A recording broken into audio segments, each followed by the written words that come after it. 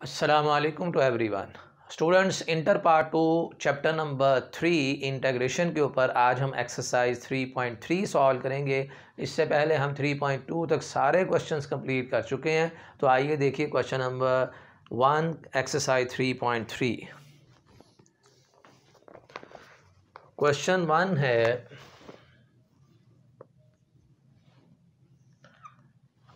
Integral 2x divided by square root of 4 minus x square into dx। इसे solve करने के लिए यहाँ पर मैं रूल लिख रहा हूँ f of x raise to power n फिर f dash x into dx। ये फार्मूला इस क्वेश्चन के अंदर हम इस्तेमाल करेंगे। फार्मूला क्या है कि अगर पावर को छोड़कर फंक्शन का डेरिवेटिव साथ मौजूद हो तो हम इस फंक्शन की पावर में एक ऐड करते हैं और जो यहाँ नई पावर बने उस पर डिवाइड और सम कांस्टेंट ऑफ इंटीग्रेशन। लेकिन कंडीशन क्या थी कि n की वैल्यू कभी भी -1 नहीं होनी चाहिए। तो इस क्वेश्चन को सॉल्व करने के लिए इसे हम ऐसे लिखते हैं 4 माइनस एक्स स्क्वायर और इसकी पावर -1/2। ये जो पावर 1/2 थी स्क्वायर रूट था, इसे ऊपर लेकर पावर माइनस कर दी और साथ में आएगा जी -2x इंटू dx। अब ये स्टैंडर्ड फॉर्म बन गई है। अगर आप ये पावर छोड़ दें, कांस्टेंट का डेरिवेटिव होता है 0 और -x² का डेरिवेटिव -2x। अब पावर छोड़कर डेरिवेटिव साथ दिया गया है। ये हमारे पास फंक्शन है और ये इस फंक्शन का डेरिवेटिव है। पावर छोड़कर अगर डेरिवेटिव साथ हो तो पावर में एक ऐड करना है और फंक्शन की पावर में एक ऐड करना है। जो नई पावर बनेगी उस पर डिवाइड कर देंगे। तो 4 माइनस एक्स स्क्वायर, इसमें एक आप ऐड करेंगे -1/2 में 1 ऐड करेंगे +1/2 और जो ये यहाँ नई पावर बनी है इस पे डिवाइड और सम कांस्टेंट ऑफ इंटीग्रेशन। ये आ जाएगा जी 2 और square root of 4 minus x square और plus c constant of integration. ये था जी इसका सलूशन क्वेश्चन नंबर 1 का। नेक्स्ट देखिए आप question number 2।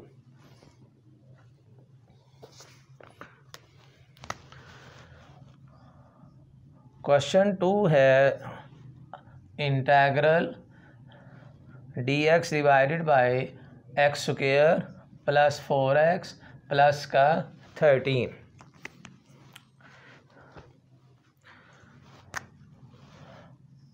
Solution dx divided by x square plus 4x, ये 13 को लिख रहे हैं 4 और प्लस का 9। ब्रेक कर दिया 13 को 4 + 9। वो इसलिए किया है कि ये फार्मूला हो गया है a + b का whole square. a + b whole square a² plus b² और प्लस का 2ab। और इस 9 को हम लिखेंगे, ये जो 9 लिखा हुआ है इसको 3 का स्क्वायर और ये जो 3 टर्म्स हैं इसे हम लिख रहे हैं x + 2 का whole square into dx। Students, ये हमारे पास एक स्टैंडर्ड फार्मूला बन गया 1/a² plus x² into dx। इस सारे की इंटीग्रेशन होती है 1/a टेंजेंट इनवर्स x/a और सम कांस्टेंट ऑफ इंटीग्रेशन। दो स्क्वेयर्स के दरमियान में जब भी पॉजिटिव साइन आए, constant square plus variable square, ये वेरिएबल का स्क्वायर छोड़कर डेरिवेटिव भी ऊपर होना चाहिए। x का derivative with respect to x 1 है, डेरिवेटिव ऊपर हो तो ये सारा इंटीग्रल बराबर होगा 1/a टेंजेंट इनवर्स x/a। अब यहाँ ये वेरिएबल के ऊपर जो स्क्वायर है ये स्क्वायर छोड़ दें, कांस्टेंट का डेरिवेटिव 0, x का derivative with respect to x 1। अब ये स्टैंडर्ड फॉर्म बन गई। ये फार्मूला इस पे अप्लाई करेंगे 1/a। a हमारा कांस्टेंट है 1/a 1/3 फिर टेंजेंट इनवर्स और x डिवाइडेड बाय a। और यहाँ x इस वक्त आ रहा है x+2 और a की वैल्यू इसमें आ रही है 3 और सम कांस्टेंट ऑफ इंटीग्रेशन। तो ये था जी इसका इंटीग्रल। नेक्स्ट देखिए question number 3।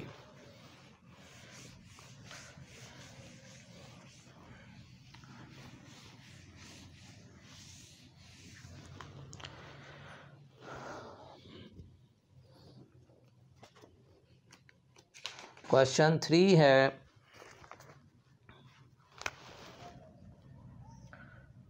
x² divided by 4 + x² into dx। ये हमारे पास एक आ गई है इम्प्रॉपर फ्रैक्शन। इम्प्रॉपर फ्रैक्शन की इंटीग्रेशन नहीं होती अनटिल के उसे हम प्रॉपर फ्रैक्शन में कन्वर्ट ना कर दें।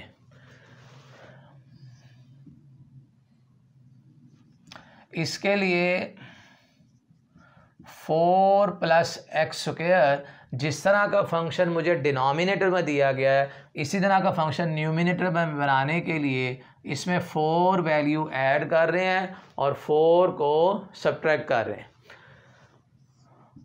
4 + x² इस पे आप एलसीएम अलग कर दें, फिर -4 divided by 4 + x² into dx। इस पे एलसीएम अलग, 4 + x² पे एलसीएम अलग और इस -4 के ऊपर एलसीएम अलग लिख दिया।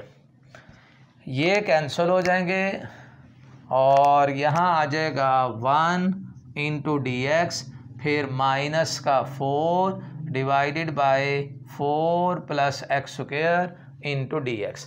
इस 1 के ऊपर साइन ऑफ इंटीग्रेशन अलग किया और इस टर्म पर साइन ऑफ इंटीग्रेशन अलग कर दिया और 1 की इंटीग्रेशन हो जाएगी x, फिर -4 कांस्टेंट है इसे इंटीग्रल से बाहर लिखते हैं और इस 4 को लिख रहे हैं जी 2 का स्क्वायर फिर प्लस का x² इंटू dx। अब ये फिर हमारे पास स्टैंडर्ड फॉर्म बन गई है 1/a² + x²। 1/a² + x² सारे की integration 1/a tangent inverse x/a। तो x माइनस का 1/a, a की वैल्यू इसमें 2 आ रही है, फिर टेंजेंट इनवर्स x/a और some constant of integration x -2 tangent inverse x divided by 2 और सम कांस्टेंट ऑफ इंटीग्रेशन। ये था जी हमारे पास क्वेश्चन नंबर 3। नेक्स्ट आप देखिए क्वेश्चन नंबर 4।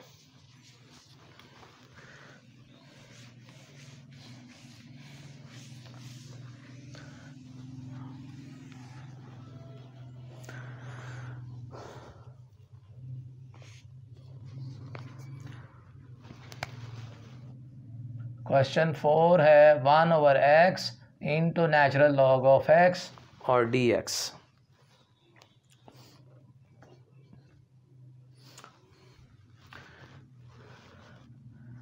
भाई इसको ऐसे लिख रहे हैं 1/x divided by natural log of x into dx। ये x दोबारा इसी जगह के ऊपर आ जाएगा। इस फॉर्म को हम इस शक्ल के अंदर लिख सकते हैं। अब क्यों इस तरह लिखा,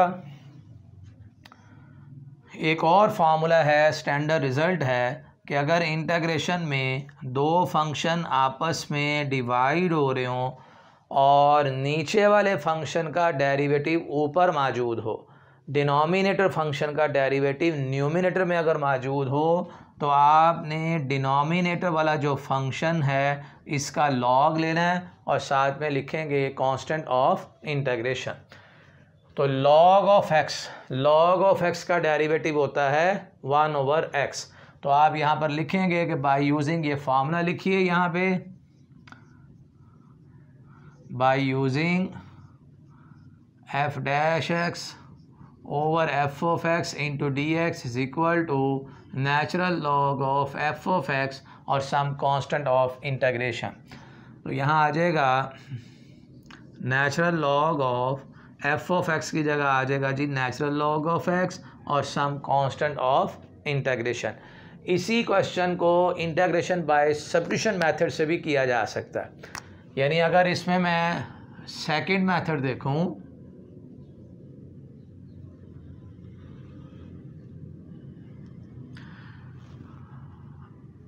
सेकंड मेथड ये है कि हम इसमें पुट कर सकते हैं log ऑफ x जो है इसे नाम रख दीजिए t का। इंटीग्रेशन में उस फंक्शन को जिसका क्वेश्चन के अंदर डिफरेंशियल नज़र आ जाए उसे हम t नाम रख सकते हैं, y नाम रख सकते हैं, z नाम रख सकते हैं। अब आप इसका डिफरेंशियल लेंगे, log ऑफ x का डिफरेंशियल 1/x, x का dx और t का dt। अब आप देखिए ये गिवन इंटीग्रल क्या शक्ल आ जाएगी इसकी, 1/x इंटू डी एक्स।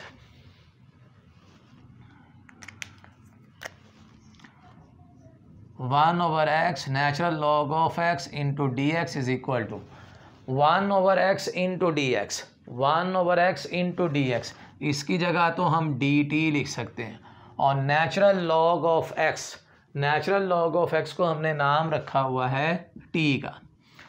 अब इस सारे इंटीग्रल ने ये वाली शक्ल ले ली और log ऑफ t का डेरिवेटिव क्या होता है 1/t। यानी हम ऐसा फंक्शन सोचेंगे कि जिस फंक्शन का डेरिवेटिव लेने से आंसर क्या आता है 1/t। तो 1/t का जो एंटी डेरिवेटिव हो जाएगा नेचुरल log ऑफ t और सम कांस्टेंट ऑफ इंटीग्रेशन। और नेचुरल log ऑफ t नाम था जी नेचुरल log ऑफ x और सम कांस्टेंट ऑफ इंटीग्रेशन। तो ये दोनों मेथड सही हैं। आप इंटीग्रेशन बाय सब्स्टिट्यूशन मेथड से भी क्वेश्चन को सॉल्व कर सकते हैं और विदाउट सब्स्टिट्यूशन भी ये क्वेश्चन सॉल्व हो सकता है। नेक्स्ट देखिए क्वेश्चन नंबर 5।